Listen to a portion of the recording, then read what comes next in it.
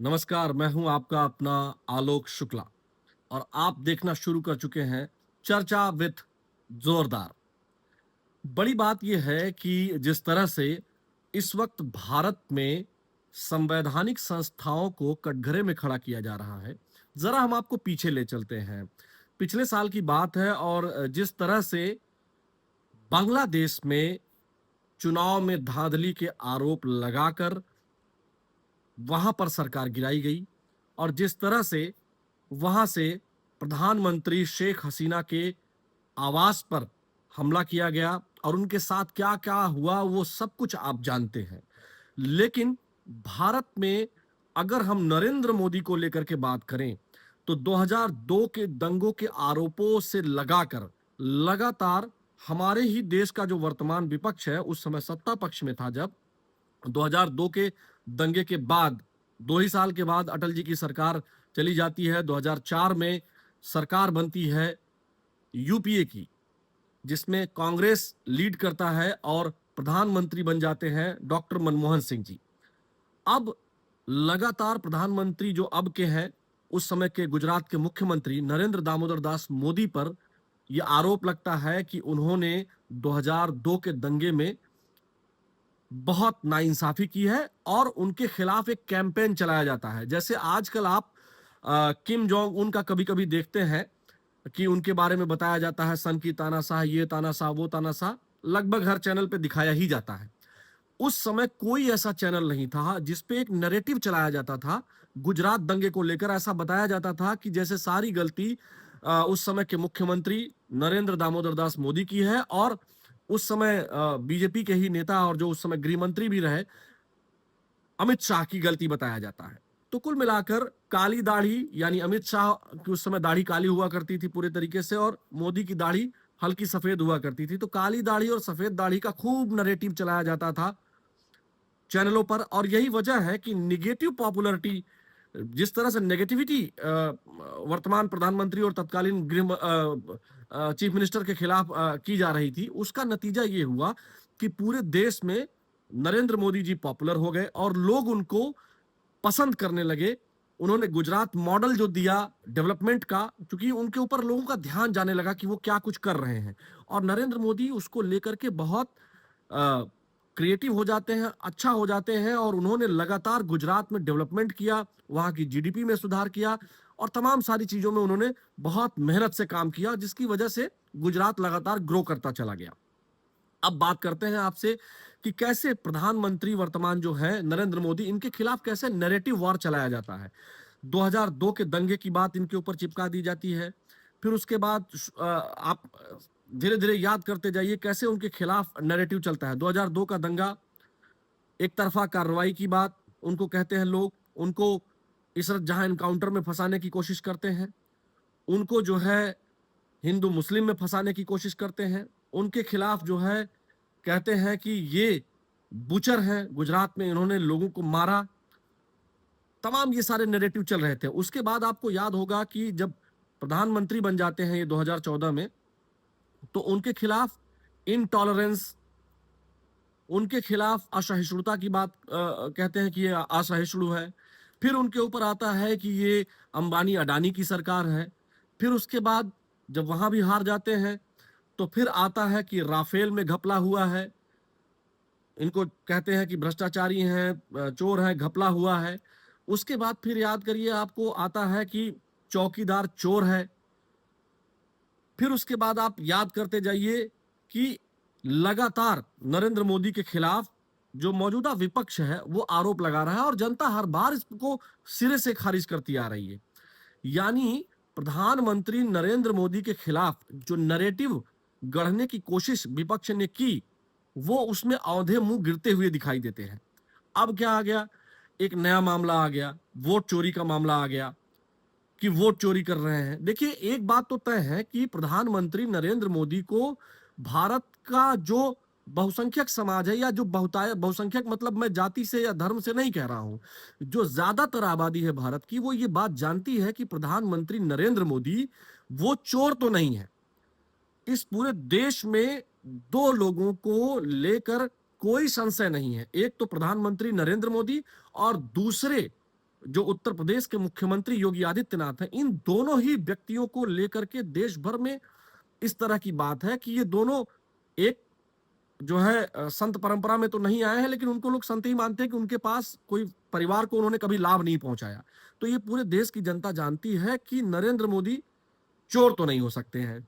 दूसरा, Yogi Adityanath ji chief minister हैं उत्तर प्रदेश के, वो चूंकि संत हैं और उनको इस तरह के किसी भी तरह की जरूरत नहीं है, और वो भी बिल्कुल ईमानदार व्यक्ति हैं, और यह बात पूरा देश मानता है। ये मैं पत्रकार होने के नाते देश की बात कह रहा हूं। जो लोग आम तौर पर, मेरा कोई अपना विचार नहीं है, जो पब्लिक परसेप्शन है वो बता रहा हूं।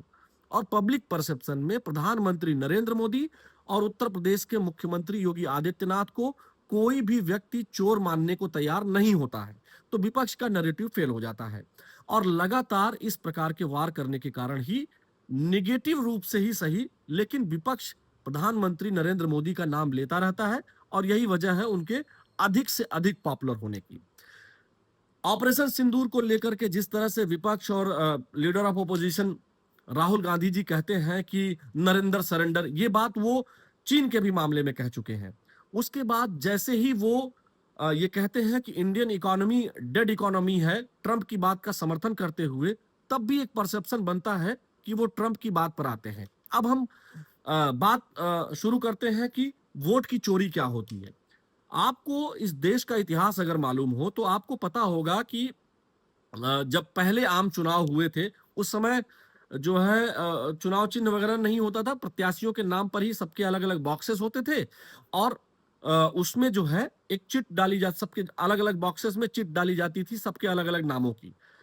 रामपुर से उस समय के जो मौलाना अबुल कलाम आजाद हैं वो चुनाव लड़ रहे थे, और वो चुनाव हार जाते हैं, डिस्ट्रिक्ट मजिस्ट्रेट घोषणा भी कर देता है। लेकिन गोविंद बल्लभ पंत जी के पास फोन आता है, ऐसा एक पुस्तक में लिखा गया है, उस समय के जो सूचना प्रसारण के जो डायरेक्टर थे उन्होंने अपनी किताब में लिखा हुआ है इस बात को। और जिस तरह से फोन आता है पंडित जवाहरलाल नेहरू का, गोविंद बल्लभ पंत जी जो यूपी के चीफ मिनिस्टर थे, उनके पास फोन आता है कि अगर आपने मौलाना अबुल कलाम आजाद को चुनाव नहीं जितवाया तो फिर आप चीफ मिनिस्टर नहीं रहेंगे, और ये डायरेक्टर नहीं रहेंगे जो सूचना वाले हैं। आप सोचिए कि दूसरे बैलेट बॉक्स में से जो जीता हुआ प्रत्याशी था, उसके बैलेट बॉक्स में से मौलाना अबुल कलाम आजाद के बैलेट बॉक्स में जो है मतपत्र जो है डाल दिया जाता है, और फिर मौलाना अबुल कलाम आजाद को चुनाव जितवाया जाता है। और जिस तरह से इंदिरा गांधी जी के टाइम पर, जब इमरजेंसी से ठीक पहले की बात है, जब राजनारायण जी और सब लोग जो है, इलाहाबाद हाईकोर्ट का निर्णय क्या आता है आपको मालूम है, जैसे ही उनकी सदस्यता को डिस्क्वालीफाई किया जाता है उसके बाद इमरजेंसी लगा दी जाती है।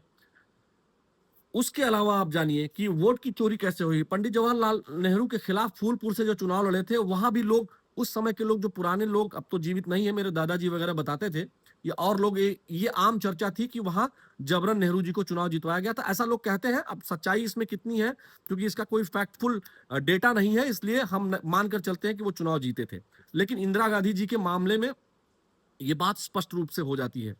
इस देश में 2014 के चुनाव में अगर हम बात करें आजमगढ़ वाली सीट की, आजमगढ़ सदर की सीट की, तो आम जो चर्चा है वो ये है कि रमाकांत यादव, जो उस समय बीजेपी में थे, इस समय जो है समाजवादी पार्टी के विधायक है, जेल में है वो, लेकिन उस समय भाजपा से वो चुनाव लड़ रहे थे। 2009 में वो चुनाव जीते भी थे। 2009 में बीजेपी से वो सांसद थे रमाकांत यादव, 2009 से 14 तक। और 2014 में उनके खिलाफ चुनाव लड़ते हैं मुलायम सिंह यादव जी, और मुलायम सिंह यादव जी को, ये लोग, हमारे आजमगढ़ में ये आम चर्चा उस समय थी कि रमाकांत यादव चुनाव जीत गए हैं, लेकिन मुलायम सिंह यादव जी चूंकि बड़े नेता हैं, इसलिए बीजेपी और उस समय की जो यहाँ सपा सरकार थी, ये लोग कहते हैं कि कुछ देर के लिए लाइट कटी, और उसके बाद जो है मुलायम सिंह यादव चुनाव जीत गए, और जनता ने उनको बहुत सम्मान दिया। तो यानी उस टाइम पर जो है बीजेपी और यहाँ की समाजवादी पार्टी की सरकार एक हो जाती है। ये एक आम चर्चा पब्लिक में आजमगढ़ जिले में चौराहे चौराहे पर थी। इस बात को हम लोग जब घर जाते थे तो चौराहों पर सुनते थे कि रमाकांत यादव चुनाव जीत गए हैं, लेकिन चूंकि मुलायम सिंह यादव जी बड़े नेता हैं और राजनाथ सिंह जी और तमाम सारे लोग उनको पसंद करते हैं, बीजेपी में भी उनको लोग पसंद करते हैं।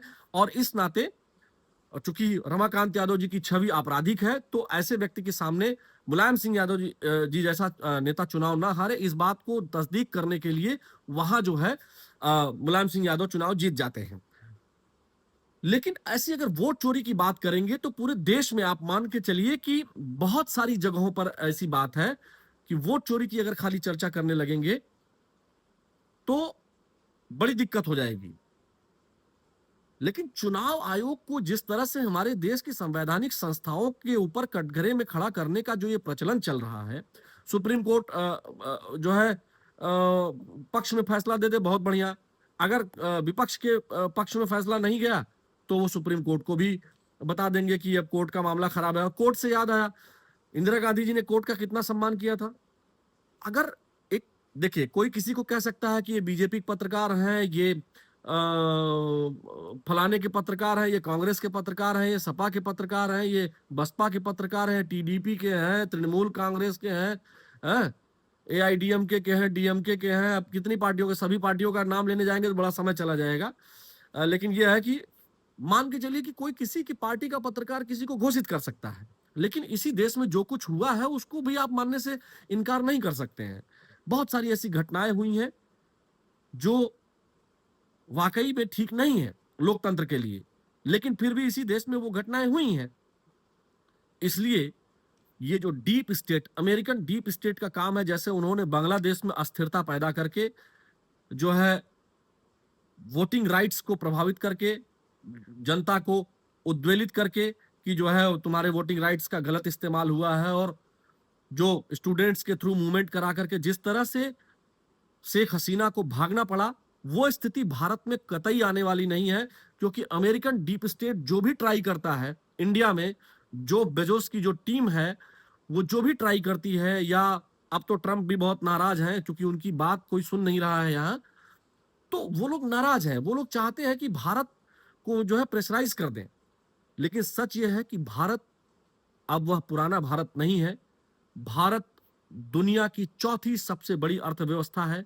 भारत दुनिया का सबसे बड़ा कंज्यूमर देश है, और यहां जिसको भी अपना प्रोडक्ट बेचना है उसे झुकना पड़ेगा।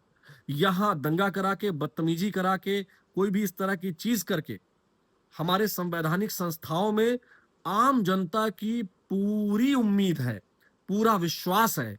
और इसलिए ही लगातार जो विपक्ष ट्रायल मार रहा है डीप स्टेट के थ्रू, या जो डीप स्टेट की बात सुन करके, ये पूरी दुनिया को पता है, आम जनता को सड़क सड़क पे पता है। अगर कोई किसी पॉलिटिकल पार्टी से जुड़ा हुआ नहीं है, अब जैसे देखिए अजय राय अपने आप को विधायक घोषित कर लिए, सॉरी सांसद घोषित कर लिए, उनको माला भी पहना लिए।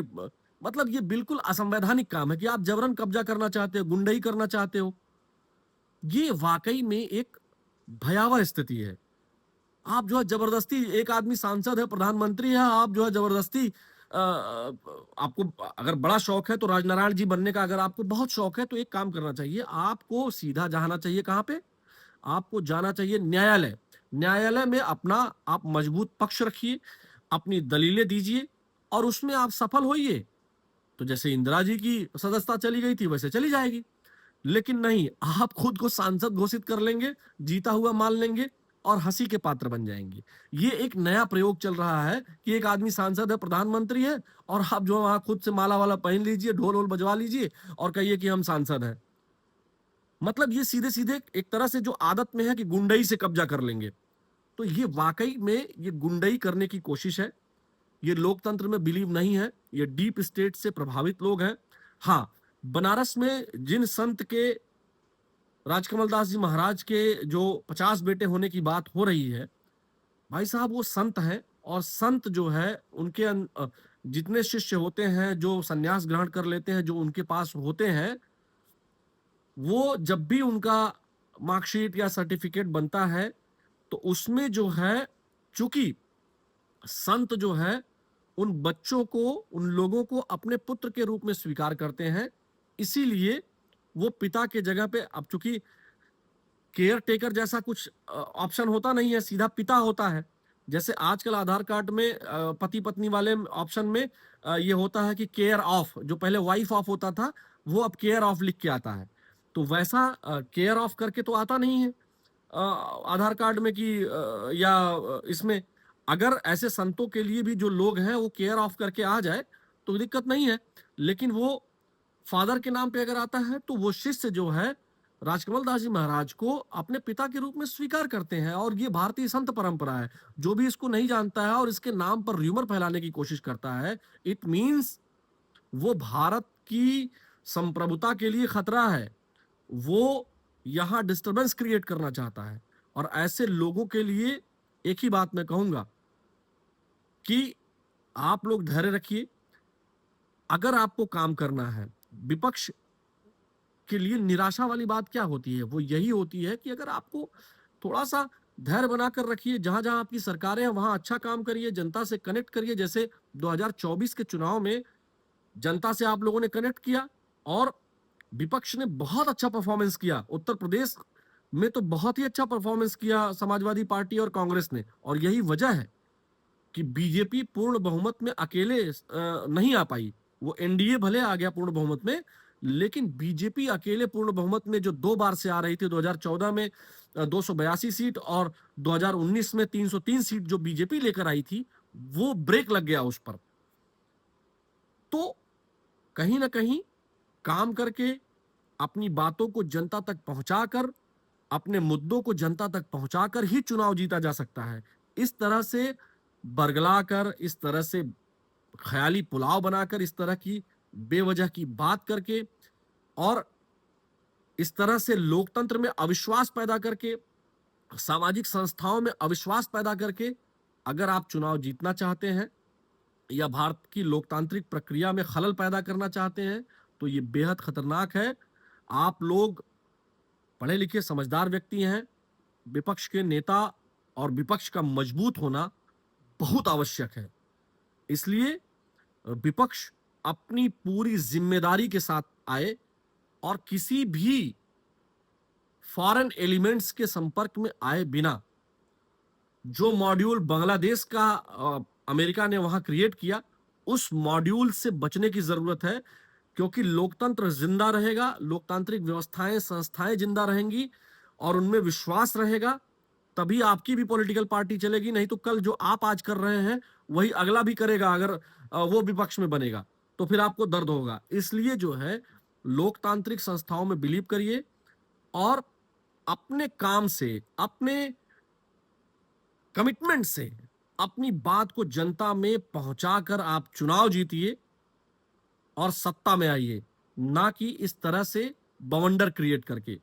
क्योंकि इतिहास में जाएंगे तो कुछ गलतियां आपकी होंगी, कुछ गलतियां उनकी होंगी, और पत्रकार चाहे कोई कमिटेड हो, नहीं कमिटेड हो, कहीं भी हो, ये बात जो सच होती है वो हमेशा आ जाती है। आज हो सकता है कि कोई उनके बीजेपी से कमिटेड हो सकता है कल आपसे कोई कांग्रेस से कमिटेड रहा हो सकता है कि कोई पत्रकार जो है वो किसी पार्टी का हो, कमिटमेंट हो उससे। लेकिन ये बात मान के चलिए कि जो भी कहीं भी कमिटमेंट जिसका भी रहा होगा, जब सच आता है तो वो आ ही जाता है। चाहे इधर की कमिटमेंट वाला कर दे, चाहे उधर की कमिटमेंट वाला कर दे, बात जो सच है वो आ ही जाती है। इसलिए डीप स्टेट के चक्कर में ना पड़े।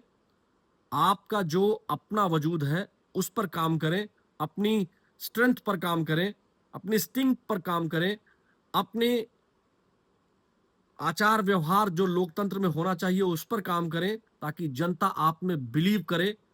क्योंकि हम न चाहते हुए भी वार लाइक सिचुएशन में हैं, और ऐसे में हमारी एकमात्र जिम्मेदारी होती है कि हमारे जो स्वतंत्रता संग्राम सेनानी जिन्होंने इस देश को स्वतंत्र कराया है, हम उनके कमिटमेंट को, उनकी मेहनत को जाया ना होने दें। जो लोकतंत्र के वैल्यूज हैं, जो हमारे डॉक्टर भीमराव अंबेडकर जी ने, हमारे बाबा साहब ने, हमारे महात्मा गांधी के विचारों ने, पंडित जवाहरलाल नेहरू के विचारों ने, और जो हमारे सरदार वल्लभ भाई पटेल के विचारों ने, या जो भी हमारे महापुरुष रहे हैं, जो हमारे भगत सिंह जी हैं, जो चंद्रशेखर आजाद हैं, जो राजगुरु हैं, बटुकेश्वर दत्त हैं, बाल गंगाधर तिलक हैं, बिपिन चंद्र पाल हैं, लाला लाजपत राय हैं। इन लोगों ने जो सपना देखा, उस सपने के तहत हम काम करें, क्योंकि बड़ी मेहनत से हमें ये आजादी मिली है और इस आजादी को हमें बहुत मेहनत से बचाए रखना होगा। दुनिया खुश नहीं है भारत के आगे बढ़ने से। चाहे सत्ता पक्ष हो चाहे विपक्ष हो, आप दोनों इस राष्ट्र की उन्नति के लिए काम करते हैं और वही काम करिए। इस तरह के फेक नैरेटिव्स में मत फंसिए, क्योंकि ये देश है, ये व्यवस्था है, तभी सत्ता पक्ष है, विपक्ष है और हम लोग हैं। बहुत बहुत धन्यवाद। नमस्कार।